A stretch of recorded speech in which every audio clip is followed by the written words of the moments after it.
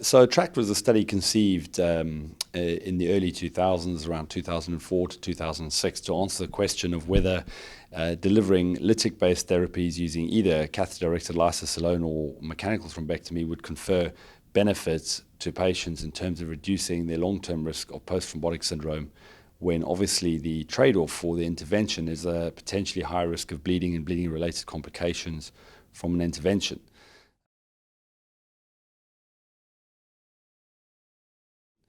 The study design was clearly robust. It was a well-funded study conducted over a number of years to look at answering that particular question of does opening the vein early with lytic improve the rates of post-thrombotic syndrome in the long term. So I think the trialists ought to be congratulations are in order for running a big study like this. It's extremely difficult to get funding for these sorts of trials. It's difficult to pull them off. It's difficult to complete. And they did a great job in getting a study out into the literature.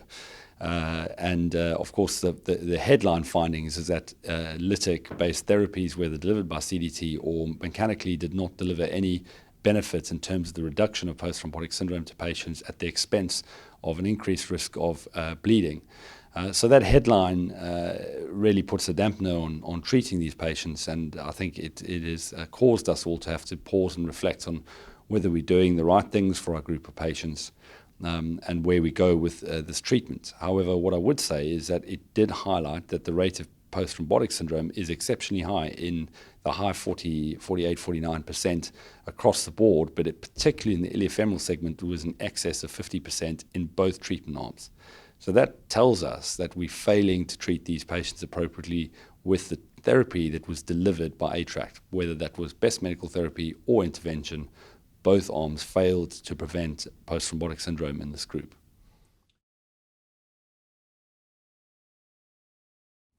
So ATTRACT is controversial for a number of reasons, and principally those of us who believe in intervention in these patients, it calls us to question that, and therefore we have to look at the outcomes and ask the question legitimately, are we correct to continue offering patients these treatments? And if we believe we are, why do we think the results of ATTRACT stand against how we are currently delivering care to our patients?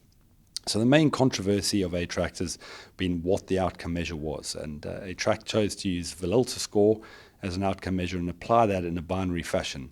In other words, the patient either had post-thrombotic syndrome or not, and if it was a yes, then that was considered a fail on the primary outcome measure of the trial, which was preventing post-thrombotic syndrome.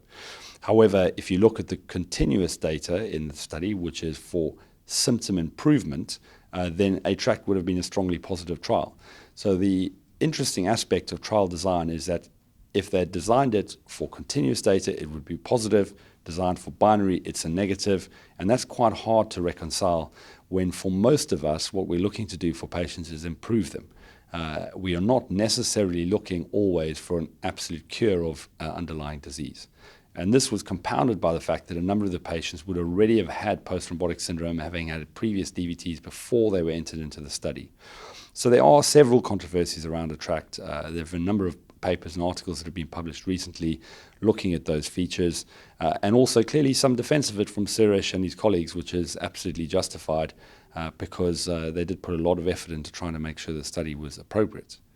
However, at the end of the day, when you look at randomized studies, we have to ask, does the study look at treatment as we currently deliver it?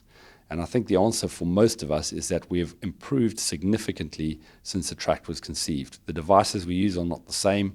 The way we deliver treatment is not the same. How we look after our patients is not the same. And several centers, Niels Kucher in Bern, my own data from my center and others, have shown that we get significantly better results than those published in ATTRACT. So we need to be moving forward by saying, can we look at current best intervention treatments, and is that better for the patients than what we had in ATTRACT?